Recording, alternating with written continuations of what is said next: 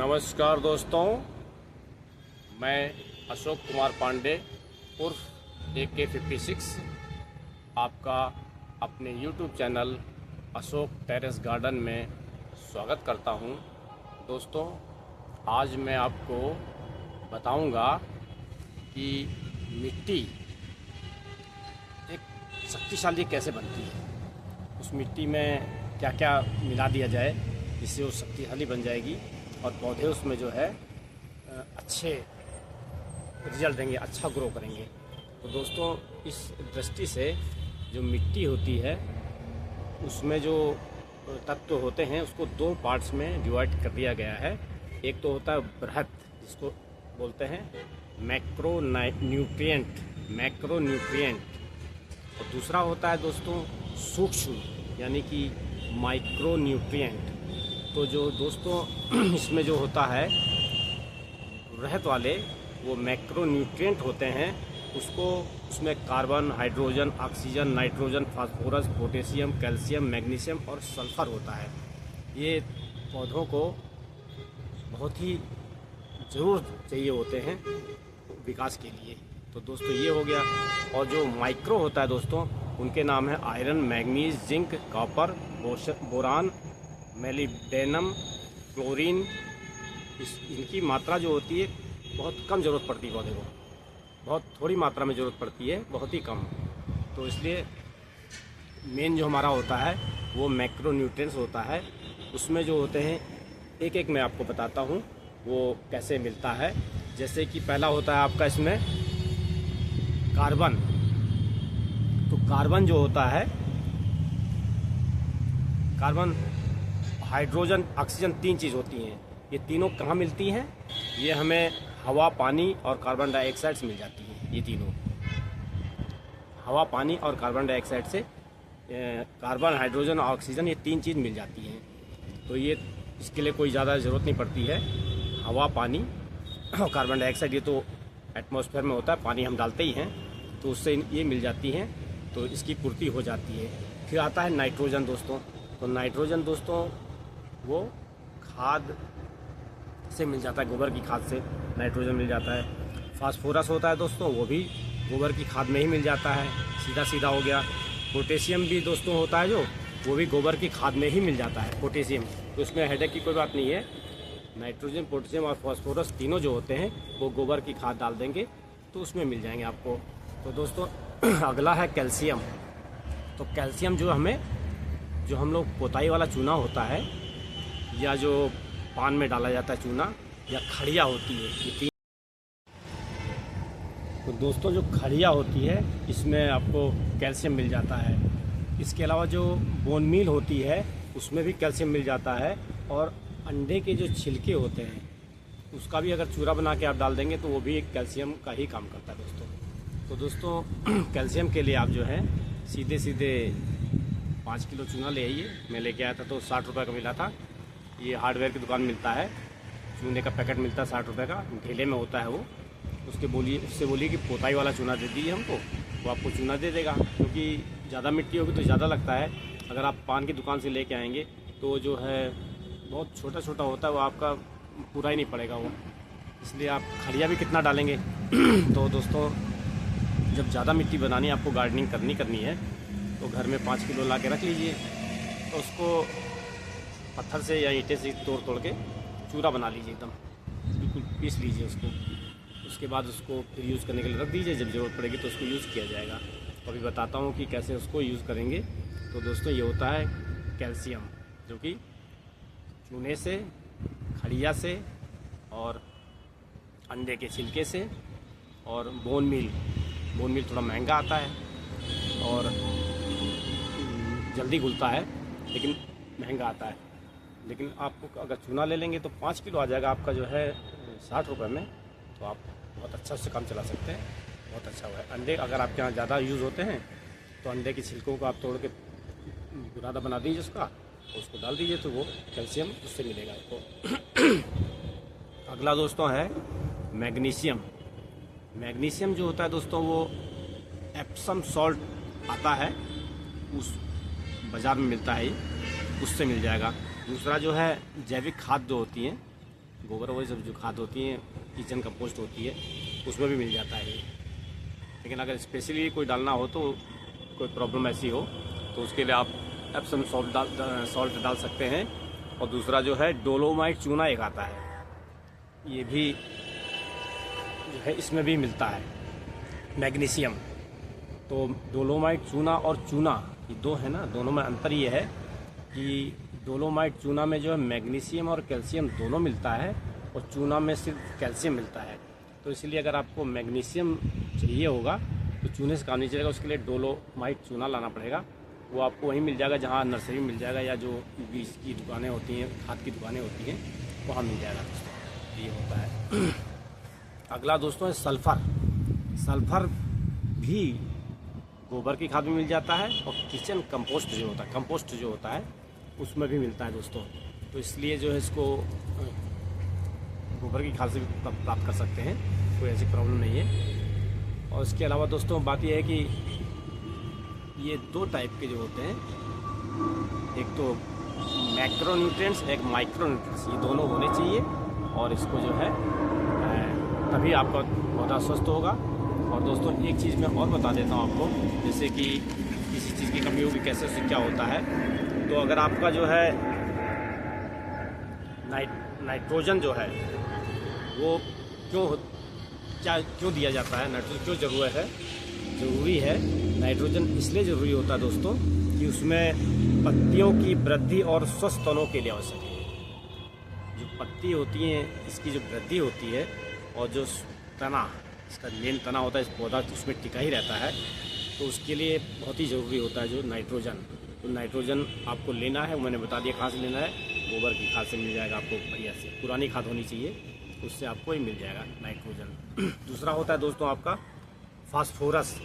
Phosphorus होता है जड़ जो है, मजबूत जड़ के लिए फास्फोरस की ज़रूरत पड़ती है। ये भी आपको गोबर की खाद से मिल जाता है।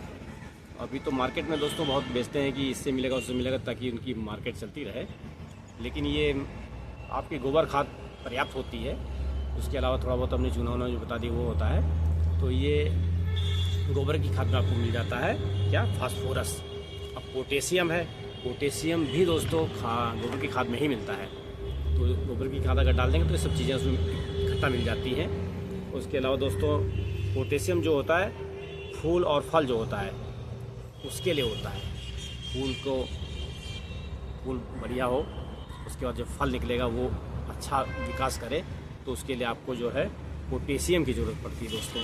इसके अलावा दोस्तों कैल्शियम जो होता है वो जो इनकी कोशिका भित्ति होती हैं और उनके निर्माण और कोशिका विभाजन, ये थोड़ा वैज्ञानिक लैंग्वेज है दोस्तों, ये अपने आप ही होता है।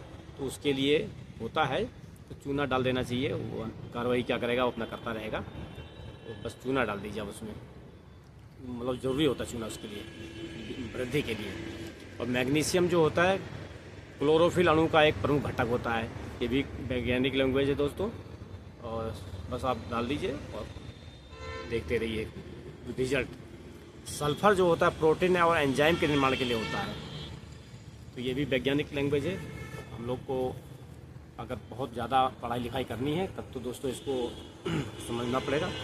अगर नॉर्मल खेती करनी है तो उसके लिए हम जो है बस इन चीज़ों का यूज़ करें और डालें, और अच्छी खेती, अच्छी फसल प्राप्त कर सकते हैं गमलों में ही। बस विशेष तौर से आपको ध्यान देना पड़ेगा कि क्या चीज़ ख़राब हो रही, तना ख़राब हो रहा है तो क्या डालें, पत्ते ख़राब हो रहे हैं तो क्या डालें, फूल और फल नहीं ठीक हो रहे हैं तो क्या डालें। वो मैंने जो आपको बता दिया उसी को आप यूज़ करिए और बढ़िया फसल लीजिए। तो दोस्तों अभी मैं जो है आपको मिट्टी बनाने का प्रैक्टिकल करके बता देता हूँ कि मिट्टी में कैसे कैसे मिलाया जाएगा, कितनी मात्रा मिलाई जाएगी। तो उसका दोस्तों रेशियो ये किया गया है कि मिट्टी जो है, अगर कोई मान लीजिए किसी डिब्बे से आप मिट्टी भरते हैं, 10 डिब्बा लेते हैं, तो उसमें 10 डिब्बों का आपने हिसाब रखा कि 10 डिब्बे की हमको मिट्टी पूरे गमले के लिए तैयार करनी है। तो 10 डिब्बों में आपको क्या करना पड़ेगा, 4 डिब्बा तो मिट्टी ले लीजिए, 40% हो गया। 3 डिब्बा ले लीजिए उसमें खाद, गोबर की खाद या किचन कंपोस्ट जो भी खाद वाद है उसको ले लीजिए 3 डिब्बा। और दोस्तों उसमें आप डाल दीजिए फिर रेत होता है, रेत डाला जाता है जिससे कि मिट्टी अच्छी बनती है और तो उसको पानी इस पर रुकता नहीं है। तो वो आप 2 डिब्बा डाल दीजिए और 1 डिब्बा आप डाल दीजिए उसमें कोकोपीट। कोकोपीट क्या होता है कि वो आपका जो है मिट्टी को जो है नमी बना कर रखता है, मिट्टी को एकदम सूखने नहीं देता है। उसमें कोकोपीट डालने से क्या होता है मिट्टी नम रहती है, तो पौधे को मतलब पानी मिलता रहता है। अगर थोड़ा पानी लेट भी डालेंगे तो पौधा उसमें कोकोपीट उसको एडजस्ट कर लेता है। तो ये कोकोपीट का फ़ायदा है। तो दोस्तों ये 40, 30, 20 और 10 इस तरह से इसको बनाया जाता है, जो मैं अभी आपको बताऊंगा नाप के, और उसमें क्या क्या डालते हैं वो भी मैं डालूंगा आपके सामने और देखिएगा। फिर इसको आप जो करना हो तो करिएगा, मैं आपको समझा देता हूँ। ये देखिए, ये समझिए।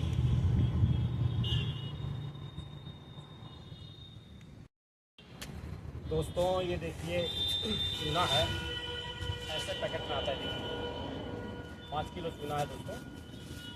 और ये ऐसे ढेले होते हैं, छोटे बड़े सब होते हैं देखिए।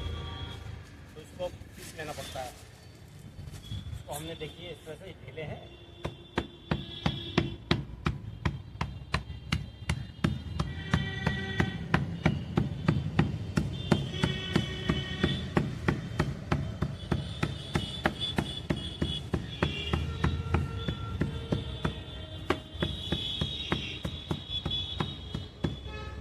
हो गया ये इस तरह से, और थोड़ा कर लीजिए।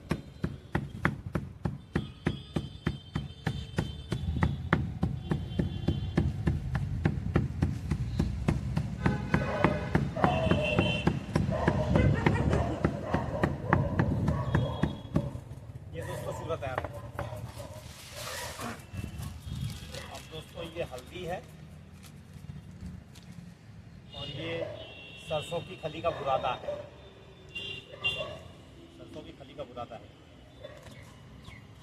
तो दोस्तों सरसों की खली का जो बुरादा होता है वो इसलिए डाला जाता है कि वही जो खाद में तत्व होते हैं, खाद में तत्व होते हैं नाइट्रोजन, फास्फोरस और पोटेशियम। नाइट्रोजन, फास्फोरस और पोटेशियम जो तत्व खाद में पाए जाते हैं वही इसमें भी पाए जाते हैं। इसके अलावा भी और पाए जाते हैं, लेकिन ये मेन खास तौर से पाए जाते हैं। तो इसको भी मिला दिया जाता है ताकि और मजबूत हो जाए। अगर गोबर में कुछ कमी रहे तो ये पूरा कर दें। तो ये साथ में मिला दिया जाता है। और ये हल्दी इसलिए मिलाई जाती है क्योंकि हल्दी मिलाने से चींटियाँ नहीं आती हैं। इसमें जो है मिट्टी में चींटी जो घर बना लेती है, तो हल्दी अगर डाल देंगे तो चींटी कीड़े वीड़े जो है नुकसान वाले कीड़े होते हैं वो नहीं आते हैं। इसलिए हल्दी भी थोड़ा डाल दिया जाता है। तो दोस्तों खाद हो गई, मिट्टी हो गई और चूना हो गया, हल्दी हो गई, और दोस्तों ये खली सस्ता होता है आमतौर पर तो लोग डाल देते हैं दोस्तों, इसलिए। अब देखिए मैं आपको बताता हूँ। ये डिब्बा है,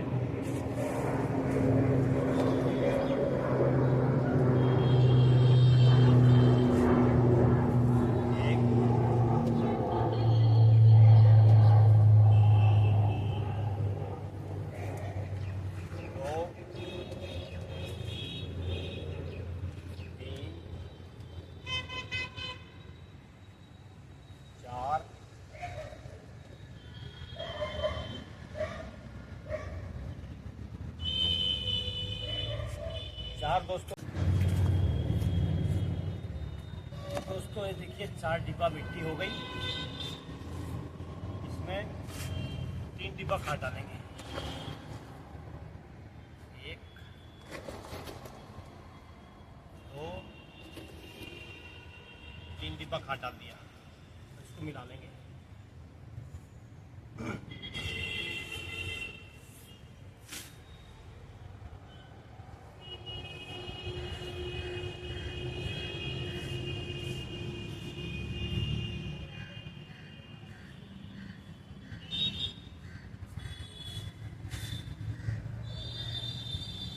दोस्तों 2 डिब्बा रेत डालेंगे। रेत अभी रेत है नहीं, तो इसको रेत मिला लिया जाएगा। और एक डिब्बा डालते हैं कोकोपीट।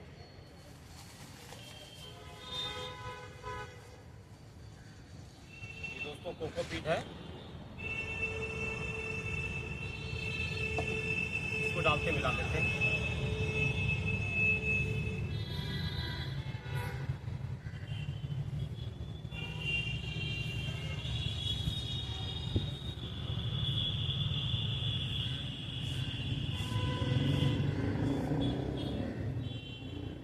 ये मिल गया दोस्तों। इसमें थोड़ा चूना डालेंगे दोस्तों, और थोड़ा हल्दी डाल देंगे दोस्तों, और थोड़ा खली डाल देंगे।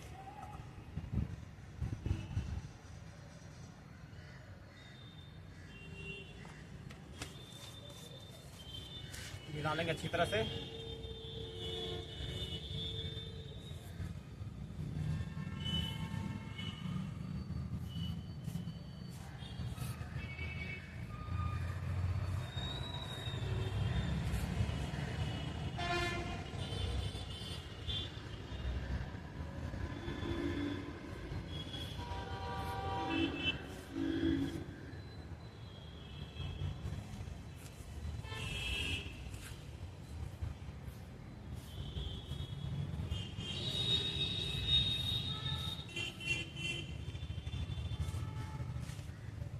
दोस्तों ये बढ़िया सी मिट्टी तैयार हो गई है, और पूरी बिल्कुल सुखा के रखी थी हमने, और खाद भी सुखा के रखी थी गोबर की। अब इसमें मिट्टी है 40% और मिट्टी खाद है 30%, और 20% जो है वो होना चाहिए, रेत होनी चाहिए, वो भी नहीं थी तो नहीं डाली, मिलाना चाहिए उसको। और 10% जो है आपका कोकोपीट है, वो भी मिला दिए। मिट्टी बिल्कुल तैयार हो गई है। इसको ग्रो बैग में भरेंगे, अभी बताता हूँ दोस्तों। अब ये ग्रो बैग है, पास से दिखाता हूँ। ये देखिए दोस्तों, ये 15 बाई 15 का ग्रो बैग है। इसमें मैंने 5 छेद कर लिए हैं। अंदर देखिए छेद है, ये छेद कर लिए कि पानी इसमें रुके नहीं, जो भी पानी एक्स्ट्रा होगा तो वो निकल जाएगा इसमें से। तो दोस्तों इसमें हम क्या करते हैं कि दिए लगा देंगे, 5 दिए। तो दोस्तों ये देखिए, दिए मैंने लिए हैं, तो इनके जो एक पोल है इस पर दिया लगा देंगे ऐसे, ठीक है।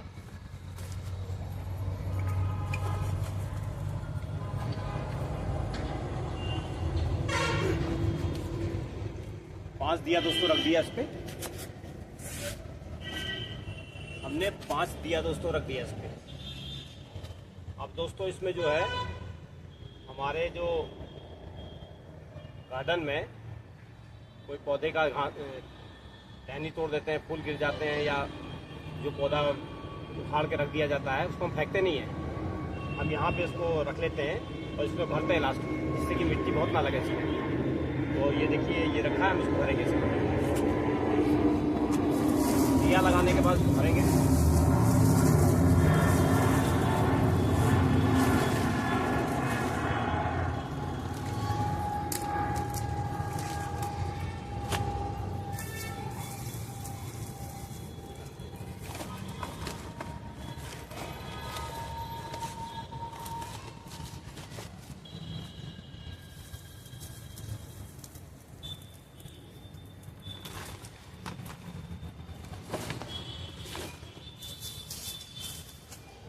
ये दोस्तों भर दिया इसमें। अब इसमें जो मिट्टी तैयार की है हम लोगों ने, उसको डालेंगे।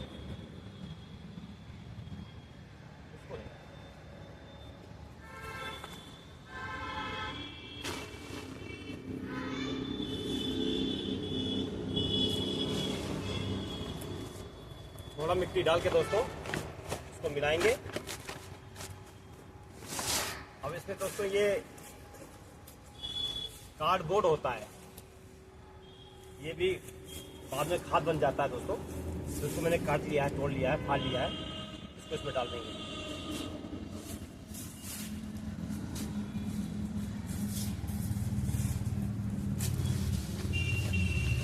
ये डाल दिया दोस्तों।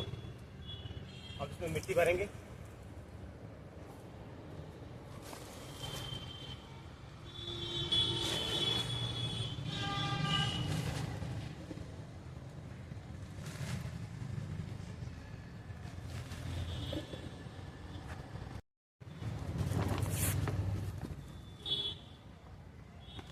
तो दोस्तों ये मिट्टी भर गई है।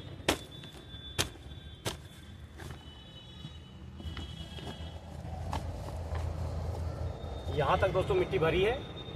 इस गमले को ऐसे रख देंगे 2-3 दिन के लिए, 4 दिन के लिए। जब मिट्टी सेट हो जाएगी इसकी, फिर इसमें हम दोबारा मिट्टी भरेंगे। उस मिट्टी को भी रख के 2-4 दिन रखेंगे ताकि मिट्टी सेट हो जाएगा, तब पौधा ला के लगाएंगे। और पौधा भी कभी आप नर्सरी से लेके आइए तो उसको 1 हफ्ता पहले लेके आइए। जिस दिन लाइए उसी दिन मत लगा दीजिए उसको।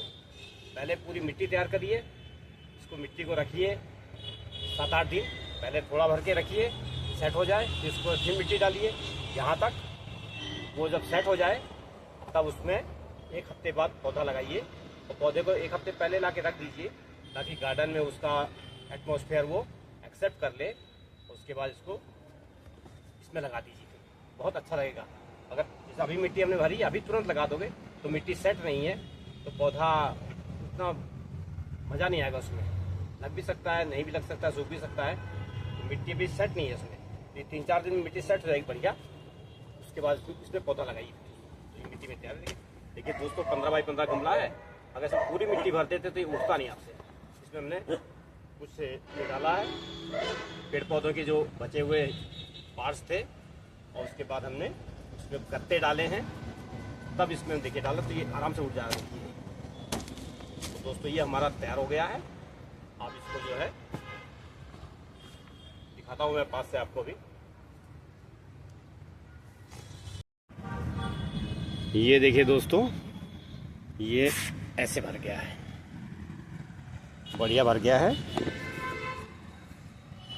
ये देखिए बिल्कुल बढ़िया भरा हुआ है। अब इसको कुछ दिन के लिए रखने के बाद बहुत अच्छी मिट्टी सेट होगी। फिर इसमें जो है आप कोई पौधा लगाइएगा, बहुत जल्दी वो बिल्कुल बढ़िया पकड़ लेगा जड़। अब इसकी मिट्टी उतनी मजबूत नहीं है, 2-3 दिन में बढ़िया मजबूत हो जाएगी। फिर इसको आप लोग पौधा लगाइए। इसमें पौधा जरूर पहले लेके आइए, मिट्टी बनाने वाले दिन ही पौधा ला के रख दीजिए। पौधे को वहीं रखे रहिए और मिट्टी बनाते रहिए, और 1 हफ्ता पौधा आपके गार्डन में ही रखा रहेगा। और क्योंकि वो जो पौधा नर्सरी से देते हैं उसमें पूरा मिट्टी लगी होती है नीचे, वो सूखता नहीं है। वो आपके गार्डन में भी 1 महीनों रखे रहेगा तब भी नहीं सूखेगा। तो इसलिए उसको आप पहले ले आइए, और ताकि तसल्ली से करिए, कोई काम हड़बड़ी मत करिए। अगर आप मिट्टी बनाई नहीं है, पौधा लेके आ गए, हड़बड़ी में बनाएंगे और फटाफट लगा देंगे तो दोस्तों फिर वो मज़ा नहीं आएगा। तो पौधे को आपको बहुत लंबे समय तक यूज़ करना है, इसलिए उसको आराम से लगाइए, बिल्कुल तसल्ली से। और पौधा भी जो लेके आइए वो बिल्कुल बढ़िया क्वालिटी का लेके आइए, हड़बड़ी में मत लेके आइए। पूरा पता लगाइए कौन सी जात का है, क्या है, उसका बिल्कुल पता लगाने के बाद लाइए, क्योंकि आपके गार्डन में लगने के बाद कई साल तक उसको यहाँ रहना है। अगर ख़राब पौधा लग गया तो आपका बहुत समय ख़राब करेगा, इसलिए अच्छा पौधा लेके आइए और लगाइए। तो दोस्तों ये है हमारा ग्रो बैग रेडी।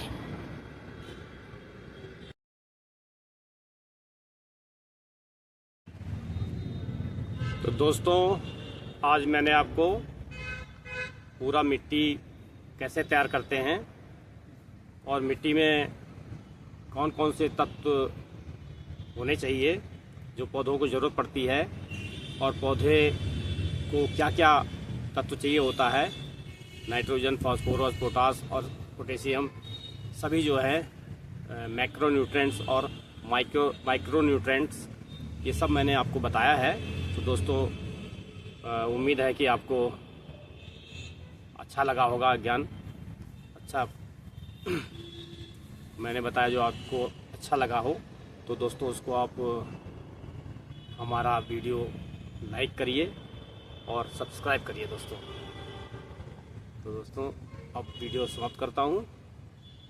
हमारे चैनल का नाम है अशोक टेरेस गार्डन।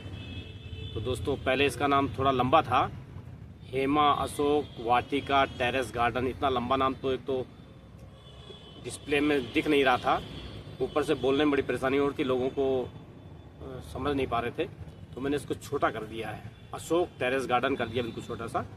अब ये बिल्कुल ईजी है, अशोक टेरेस गार्डन लिखिए और इसको सब्सक्राइब कीजिए दोस्तों। और फिर अगले वीडियो में फिर मिलते हैं किसी और दिन, तब तक के लिए आज्ञा दीजिए दोस्तों। नमस्कार।